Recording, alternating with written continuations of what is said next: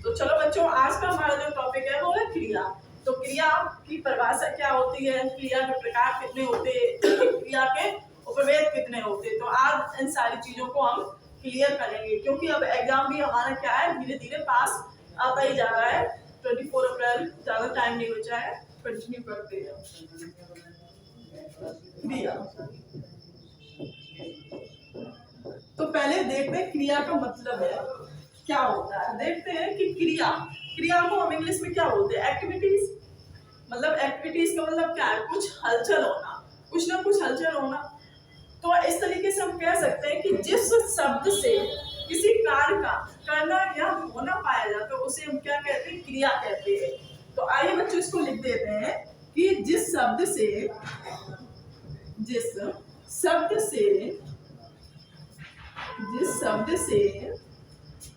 कार्य का करना या होना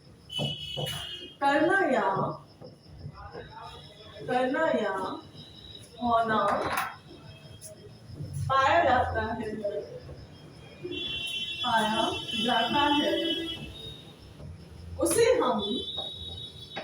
उसे हम क्रिया कहते हैं। क्या कहते हैं बच्चों, क्रिया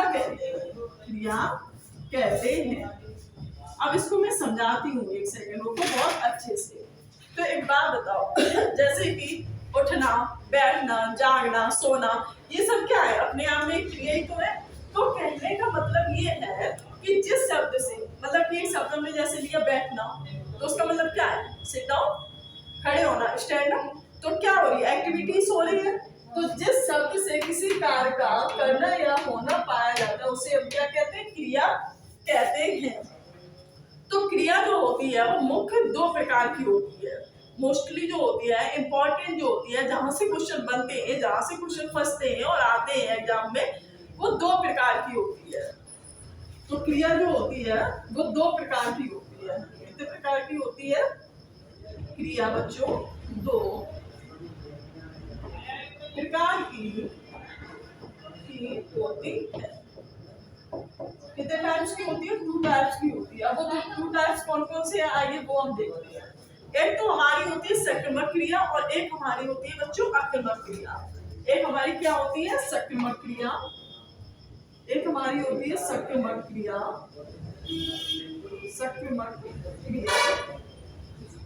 और दूसरी बच्चों हमारी होती है आक्रमक क्रिया। दूसरी हमारी क्या होती है, आक्रमक क्रिया।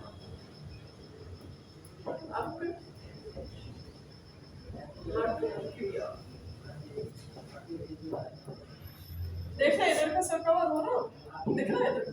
हाँ, तो पहली हमारी होती है सक्रिमक क्रिया और दूसरी होती है हमारी आक्रमक क्रिया। अब देखो सक्रिमक क्रिया, जैसे उसमें लिखा सह कर्म के साथ, साथ से क्या समझ में आ रहा, सह कर्म के साथ, यानी कि जो भी चीजें होती है वो कैसी होती है, कर्म के साथ होती है, जिसमें हमें कर्म की आवश्यकता होती है। सक्रिमक में क्या होती है, कर्म की आवश्यकता होती है। और आक्रमक जस्ट उसका अपोजिट, आक्रमक क्या है, जस्ट उसका अपोजिट है, जिसमें कार्य पूरा करने के लिए कर्म की आवश्यकता नहीं होती है। क्या होता है बच्चों, कि कार्य पूरा करने के लिए कर्म की आवश्यकता नहीं होती है। तो पहले हम सक्रिमक को देखते हैं, फिर हम आक्रमक को देखते हैं। पहले हम क्या देखेंगे, सक्रिमक क्रिया क्या होती है, फिर उसके भी टाइप्स होते हैं, फिर आक्रमक क्रिया क्या होती है, क्या उसके भी टाइप्स होते हैं। तो ये सारी चीजों को बहुत अच्छे से देखते हैं। सक्रिमक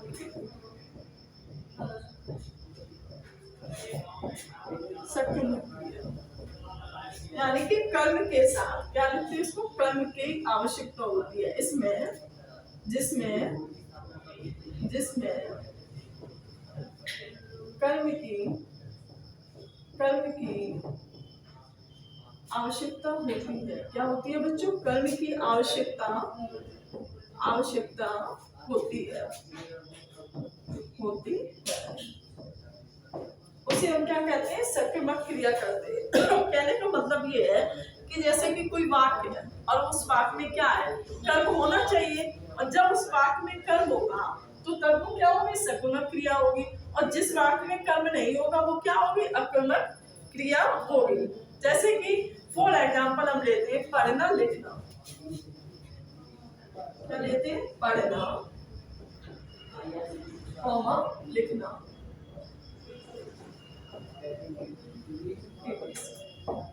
ठीक है। अब जैसे कि वाक्य में इसका प्रयोग करके देखते हैं कि पढ़ना का है तो वाक्य में इसको कैसे प्रयोग करते हैं। तो कैसे करते हैं इसका वाक्य प्रयोग? वाक्य में बेटा इसका प्रयोग कैसे करते हैं आइए वो बताते हैं हम आपको। कि राम पढ़ता है, राम पढ़ता है। ठीक है। तो राम कुछ ना कुछ तो पढ़ता होगा, न्यूज़पेपर पढ़ता होगा या फिर अखबार, मतलब न्यूज़पेपर, अखबार मान लो, मैगजीन मान लो या फिर बुक्स मान लो, कुछ मान लो। मैं राम जो है वो कुछ ना कुछ पढ़ता होगा। जैसे हमने कहा कि सीता लिखती है, उससे हमारा क्या है?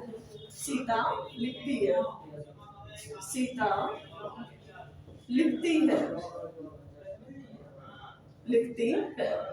तो बच्चों सीता कुछ ना कुछ लिख तो रही होगी। तो जब इसका इफेक्ट यानी कि उसका प्रभाव जब किस पे पड़ता है? कर्म पे पड़ता है। तो किसी भी वाक्य में जब कर्म पर प्रभाव पड़ता है तो उसको क्या कहते हैं बच्चों? सक्रिमक क्रिया कहते हैं। क्या कहते हैं? सक्रिमक क्रिया कहते हैं। उसके बाद अब हम देखेंगे अक्रिमक क्रिया। क्या देखेंगे? अक्रिमक क्रिया। यही इसको भी समझते हैं, अक्रिमक क्रिया। अक्रिमक क्रिया। अब अक्रिमक क्रिया क्या होती है वो देखते हैं। और सक्रिमक क्या थी वो तो हम आपको समझा ही चुके हैं बहुत अच्छे से। तो अक्रिमक क्रिया में होता है जिसे पूरा होने के लिए या जिसे पूरा करने के लिए कर्म की आवश्यकता ना हो। क्या कहेंगे बच्चों? कि जिसे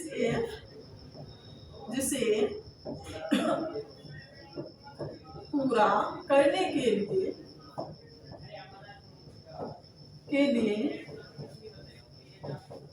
कर्म की आवश्यकता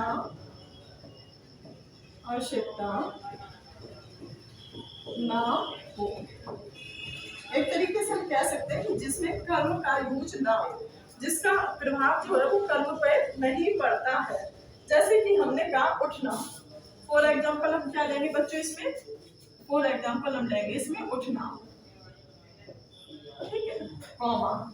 उसके बाद हम लेंगे उठना के बाद क्या होता है?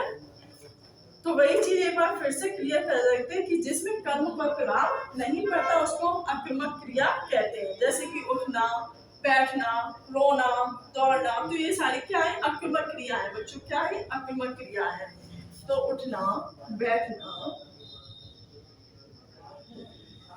रोना, ऐसे। ठीक है। अब जब हम इसका वाक्य में प्रयोग करेंगे बेटा तो किस तरीके से करेंगे? तो आइए हम उस चीज को देखते हैं। जैसे कि हमने कहा वाक्य प्रयोग,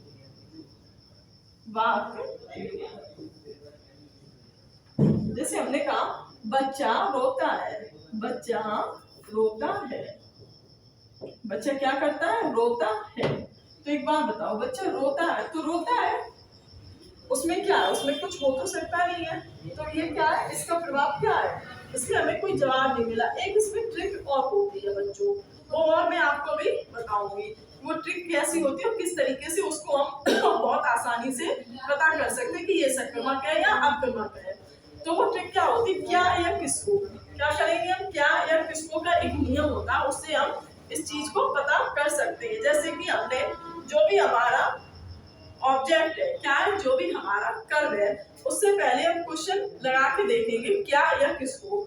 जैसे कि मैंने इसमें कहा कि राम पढ़ता है, तो क्या पढ़ता है या किसको पढ़ता है? तो पेपर को पढ़ता होगा या क्या पढ़ता है? कुछ ना कुछ पढ़ता होगा। अब जैसे मैंने इसमें लगा के देखा कि बच्चा रोता है, क्या रोता है? कोई जवाब आया? नहीं आया ना। तो इसका मतलब जो हमें कोई जवाब नहीं मिलता है तो वहाँ क्या होती है? अक्रिमक क्रिया होती है। और जब हमें जवाब मिल जाता है तो वहाँ क्या होती है? सक्रिमक क्रिया होती है। और थोड़ा सा इसमें हम आपको बताते हैं। जैसे कि बैठने का देखते हैं या फिर उठने का देख लो। सीता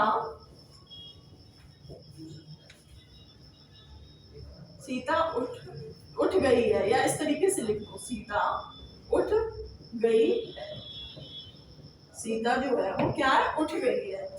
तो हमने पूछा, जैसे क्वेश्चन लगा के देखा, देखे सकमक है कि अकमक है, भाई जब ट्रिक है तो उसको फॉलो तो करना ही पड़ेगा, तो चेक भी कर लेंगे इससे। तो हमने जैसे लगा क्या उठ गई है, तो कोई जवाब आया या किसको उठ गई है, कोई जवाब आया। तो जब कोई जवाब नहीं आता है तो वहाँ अकमक क्रिया होती है, और जब जहाँ हमें जवाब मिल जाता, आंसर मिल जाता, वहाँ क्या होती है, सकमक क्रिया होती है।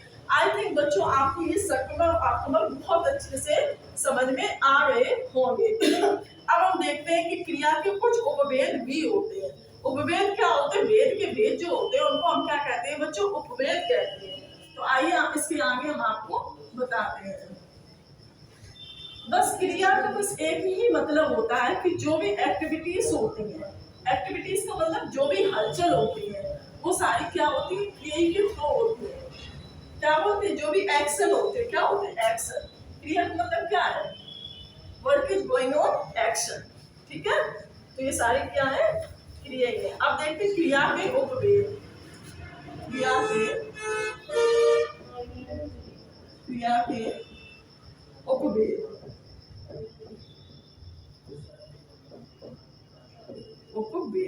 उपभेद मैं आपको बता चुकी हूँ क्या होता है। वेद के भी जो भेद होते हैं उसको हम क्या बोलते हैं, उपभेद बोलते हैं। जैसे कि हमारी पहली होती है इसमें प्रेरणार्थक क्रिया। पहला क्या होता है इसमें, यहाँ पे लिख लेते हैं, प्रेरणार्थक क्रिया। प्रेरणार्थक क्रिया। अब बच्चों ये प्रेरणार्थक क्रिया क्या होती है भाई, है कि नहीं। अब बच्चे देखेंगे कि भाई प्रेरणार्थक क्रिया क्या होती है, इसकी डेफिनेशन क्या होती है, इसका यूज क्या होता है, कैसे हम इसको पहचानते हैं। तो ये जो प्रेरणार्थक क्रिया भी होती है ये भी कितने टाइप्स की होती है, 2 टाइप्स की होती है। पहले हम इसकी डेफिनेशन के बारे में जानेंगे। तो इसकी डेफिनेशन होती है बच्चों कि कर्ता कार्य को स्वयं नहीं करता। इसमें क्या होता है कि जो कर्ता होता है, जो सब्जेक्ट होता है, वो कार्य को खुद ना करके किसी और से करवाने का वर्क करता है। जैसे कि अभी मैं हूँ और मैंने ये कहा कि जैसे कि ये लिखना है, तो मैं लिखने का मैंने कहा लिखवाना, मैंने क्या कहा कि तुम किसी और से लिखवा लो ये। तो मैंने अपना काम खुद ना करके किसी और के ऊपर उस चीज को बोल दिया कि नहीं ऐसा मैं नहीं करूंगी, उसके द्वारा करवा लो। तो इसका यही मतलब है कि कर्ता इसमें क्या है कि खुद काम ना करके किसी दूसरे से कार्य करवाने का काम करता है। तो कर्ता कार्य को स्वयं नहीं करता बल्कि कर्ता, अब इसकी डेफिनेशन भी लिख लो, कर्ता कार्य को स्वयं नहीं करता, स्वयं ना करके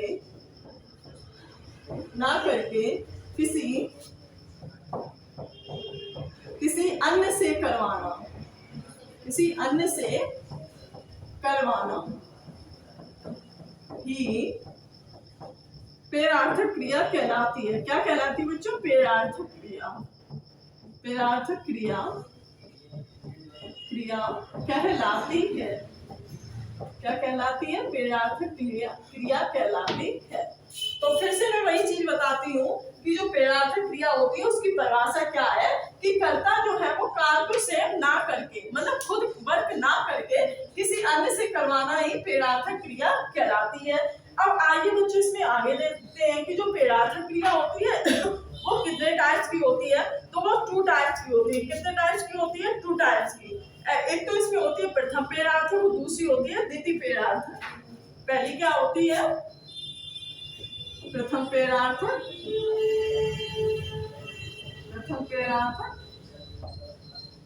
ठीक है, और होती है दूसरी यानी कि द्वितीय प्रेरणार्थक।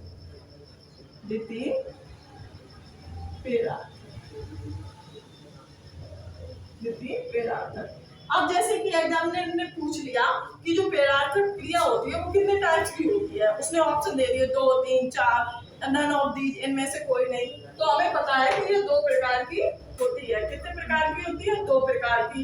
अब देखो पहली और दूसरी में डिफरेंस क्या है, हमें ये भी तो पता चलना चाहिए कि फर्स्ट में और सेकंड में डिफरेंस यानी कि अंतर क्या है। जैसे कि हमने एक शब्द लिया हंसना, एक शब्द हमने क्या लिया, हंसना। जैसे इसको इधर लिखते हैं, क्या लिखते हैं इसमें, जैसे कि हमने एक शब्द लिया हंसना, ठीक है। अब हंसना की जो प्रथम प्रेरणार्थक है वो किस तरीके की बनेगी तो उसको आप देखते हैं। तो हंसना की क्या होगी, हंसाना हो जाएगी। क्या हो जाएगी, हंसाना। अब ये जो हंसाना हो जाएगी, वो क्या हो जाएगी, ये प्रथम पेड़ार्थक हो जाएगी बच्चों, क्या हो जाएगी, प्रथम पेड़ार्थक होगी। ये हमारा मूल शब्द है, ये हमारा क्या है, मूल शब्द है, ये क्या है, मूल शब्द। इसको थोड़ा इरेज कर ले क्योंकि फिर चीज इसमें दिखेगी नहीं। रुको इस डेफिनेशन को हटा दें, फिर से इसको बताएंगे, फिर वहां पे थोड़ा ज्यादा उसमें ऊपर देखो, जैसे कि हमने एक मूल शब्द लिया, हमने एक मूल शब्द लिया, मूल शब्द लिया हंसना, क्या लिया, हंसना। अब मैंने कहा कि हंसना की जो प्रथम पेड़ार्थक होगी वो क्या हो जाएगी, हंसाना, क्या हो जाएगी बच्चों, हंसाना। तो प्रथम पेड़ार्थक क्या हो जाएगी, हंसाना, हंसाना। और जो सेकंड पेड़ार्थक जो इसमें बनेगी वो क्या हो जाएगी, हंसवाना, क्या हो जाएगी, हंसवाना। इसमें आना प्रत्यय जुड़ जाता है बच्चों, क्या जुड़ जाता है, आना प्रत्यय, और इसमें ना प्रत्यय जुड़ता है, क्या जुड़ता है, ना प्रत्यय। ऐसे ही बहुत सारे शब्द हैं, जैसे कि हमने कहा सुनना, तो सुनना की क्या हो जाएगी, सुनाना।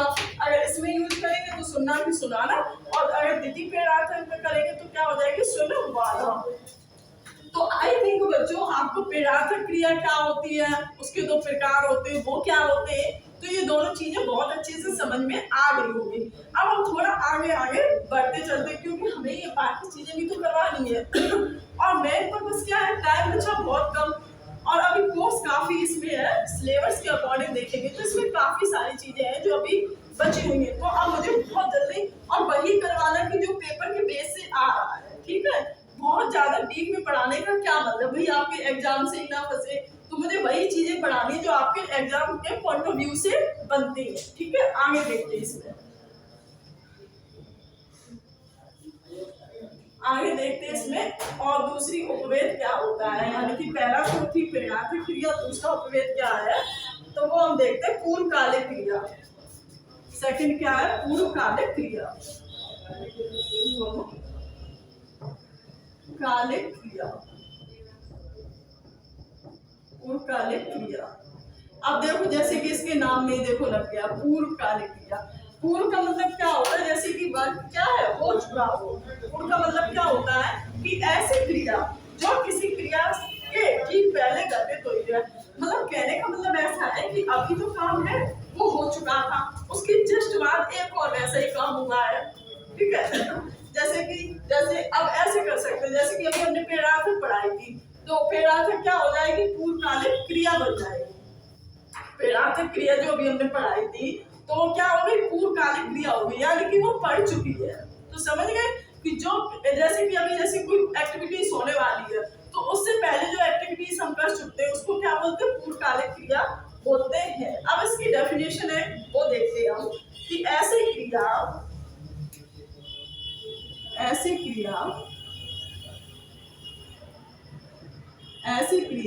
जो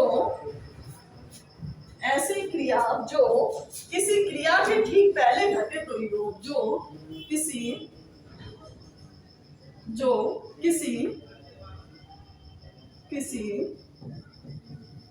क्रिया के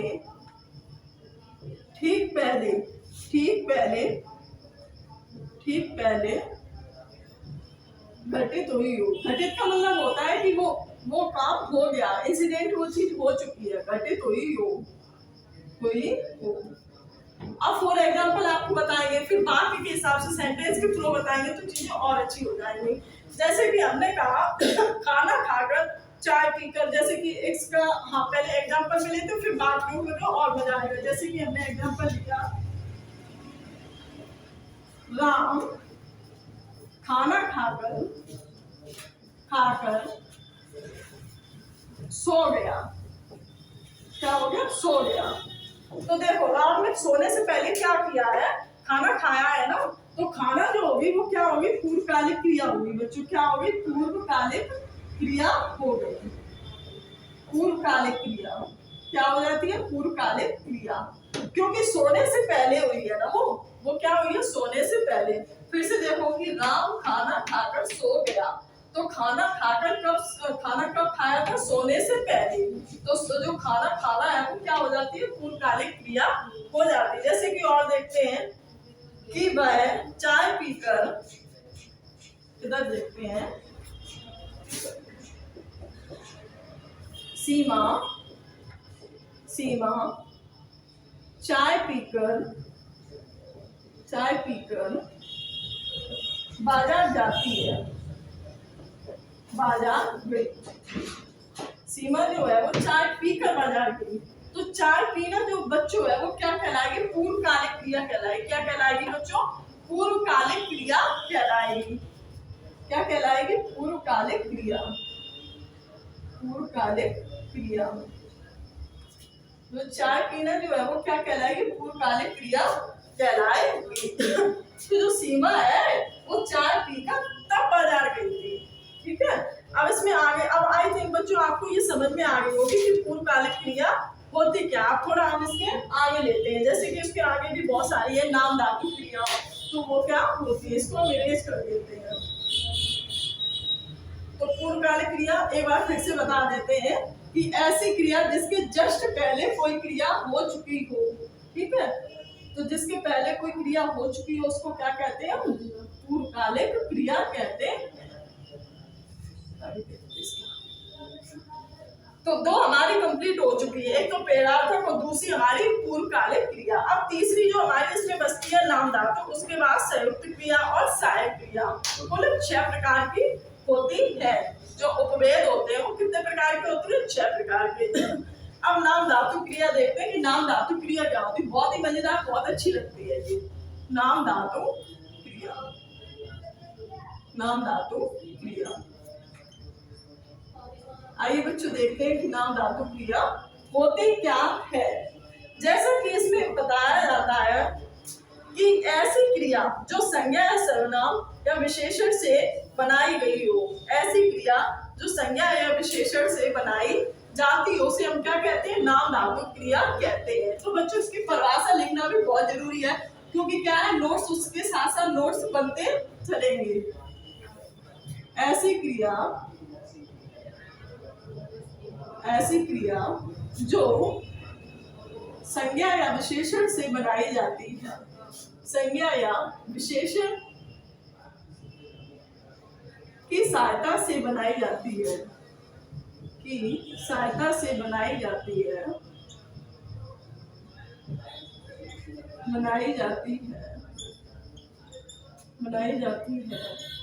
उसे बच्चों हम क्या कहते हैं? उसे नाम धातु क्रिया कहते हैं। क्या कहते हैं? नाम धातु क्रिया कहते हैं। क्या कहते हैं? नाम धातु क्रिया कहते हैं। अब देखो इसमें देखते हैं कि एग्जांपल्स बेस पे कैसे होते हैं और सेंटेंस के यूज पे या कि वाक्य पे प्रयोग पे कैसे होते हैं। जैसे कि हमने लिया एक, जैसे संज्ञा या विशेषण कुछ भी ले लो, इधर लिख लेते हैं संज्ञा ऑब्लिक विशेषण। ठीक है, अब इससे हमें बनाना है नाम धातु क्रिया। ठीक है, अब जैसे हमने कुछ वर्ड लिए, क्या लिए? कुछ शब्द लिए हमने, जैसे कि हाथ।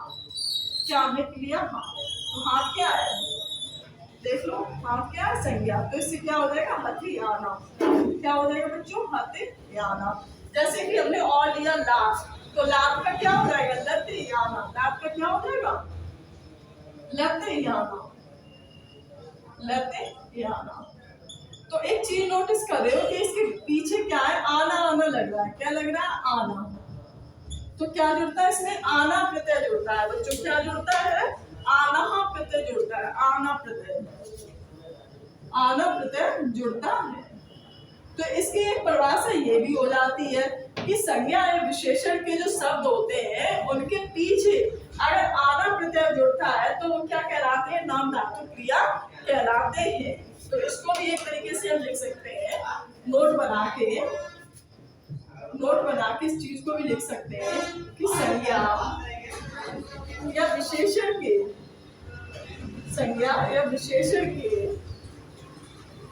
के शब्दों के पीछे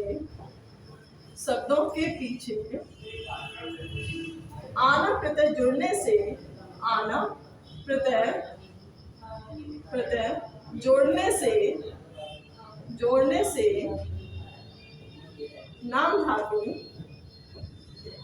नाम धातु क्रिया बनती है। क्या बनती है, नाम धातु क्रिया बनती है। इधर का कलर पूरा है, इधर का पूरा यहाँ नाम धातु क्रिया बनती है। तो आई थिंक बच्चों हमारी नाम धातु क्रिया जो है वो भी कंप्लीट हो चुकी है। उसके बाद हम आगे देखते हैं कि आगे हमारे जो दो बची हैं उसको भी हम कंप्लीट कर लेते हैं। अब उसके बाद जो हमारी, अब देखो हमारे जो उपवेद है वो कितने हो गए, पेड़ार्थक क्रिया, पूर्वकालिक क्रिया और नाम धातु क्रिया। ये हमारी 3rd नंबर की थी। कितने नंबर की थी, 3rd नंबर की। और हमारी जो 4th बची है वो कौन सी है, संयुक्त क्रिया। उसके बाद हमारी दो और बचती है, एक द्विक्रमक क्रिया और एक सहायक क्रिया। अब संयुक्त क्रिया क्या होती है वो देखते हैं। आज ये क्रिया वाला पूरा चैप्टर खत्म ही करना है, क्योंकि अभी इतना टाइम नहीं बचा है बच्चों के पास, एग्जाम पास आने वाला है। उसके अकॉर्डिंग सिलेबस काफी बड़ा हुआ है। बच्चों मेरी कुछ तबीयत खराब होने की वजह से मैंने 3 दिन क्लास नहीं कर पाई, उसके लिए रियली सॉरी। ठीक है, अब हमारा नेक्स्ट है वो है संयुक्त क्रिया। 4th नंबर की जो हमारी बच्चों को क्या है, संयुक्त क्रिया। संयुक्त क्रिया, अब देखो संयुक्त का मतलब क्या होता है, पहले ये समझो कि संयुक्त जो होता है, संयुक्त का मतलब होता है कंबाइंड। क्या होता है, जोड़ना। चीजों क्या होता है, जैसे हम कोई दो शब्द लिए और उनको हमने ऐड कर दिया तो वो क्या हो जाती है, संयुक्त क्रिया। अब इसकी डेफिनेशन किस तरीके से होती है वो मैं आपको बताती हूँ कि जब एक या एक से अधिक धातु, धातु मतलब क्रिया के योग से बनने वाली क्रिया क्या कहलाती है, संयुक्त क्रिया। जब एक या एक से अधिक, लिखो इसमें बच्चों, जब एक या एक से अधिक, एक से अधिक अधिक क्रियाओं के योग से या क्रियाओं के जोड़ से, क्रियाओं के, जब एक या एक से अधिक क्रियाओं के योग से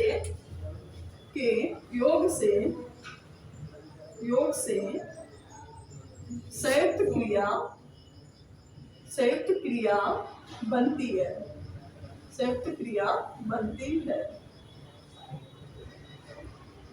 क्या होती है बच्चों, जब कोई दो क्रियाएं मिलकर एक साथ इकट्ठी हो जाती हैं तो वो क्या कहलाती है, संयुक्त क्रिया कहलाती है। यानी कि चीजों को क्या करना है, तक जोड़ना होता है, कंबाइन करना होता है। अब जैसे कि इसका सेंटेंस किस तरीके का होता है और वाक्य कैसे इसके होते हैं, किस तरीके से हमें पहचानना होता है, तो वो हम देखते हैं। जैसे कि हमने कहा कि रमेश घर पहुंच गया, जैसे कि पहला एग्जाम्पल हमने लिया, रमेश घर पहुंच गया।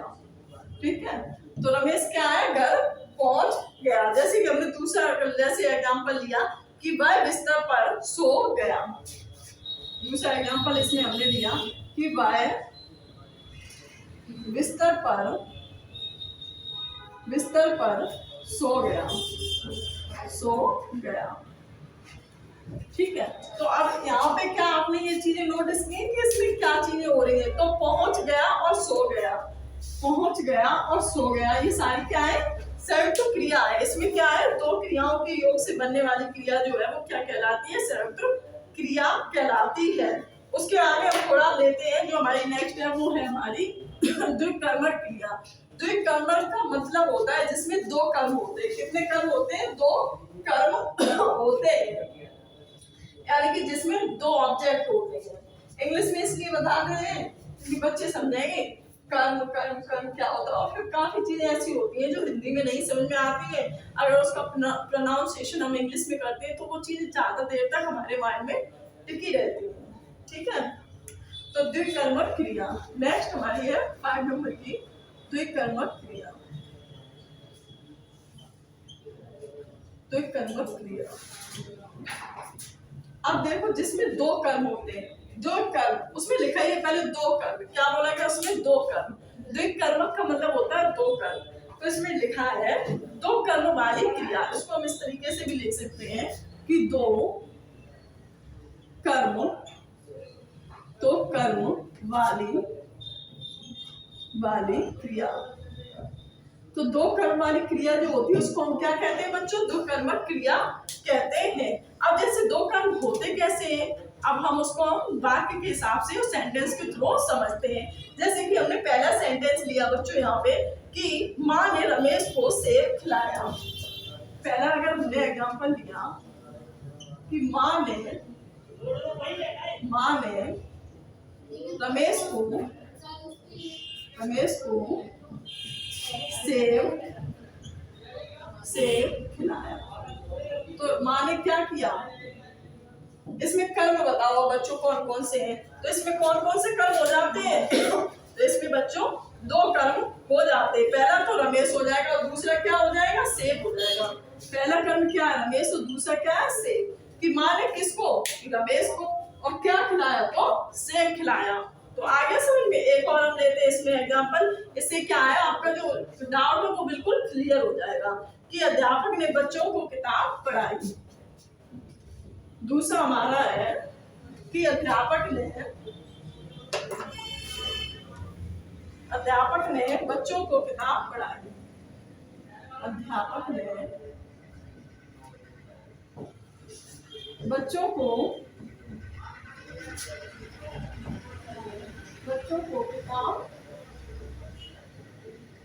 पढ़ाई।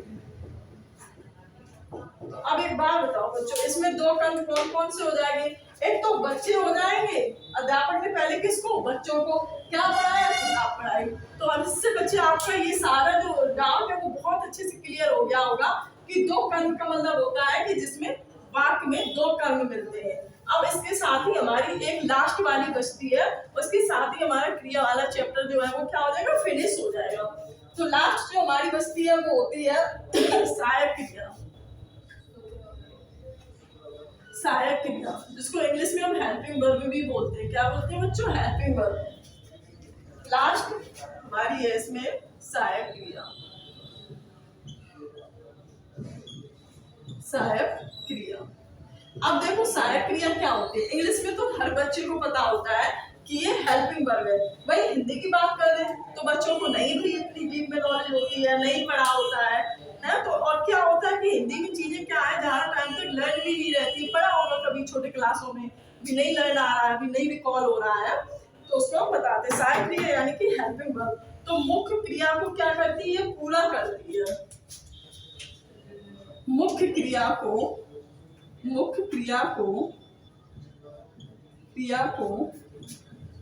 पूरा करने का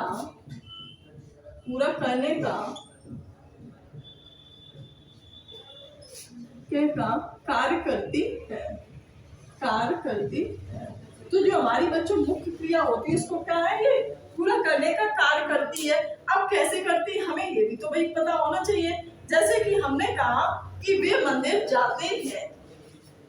क्या बोला हमने? कि वे मंदिर जाते हैं।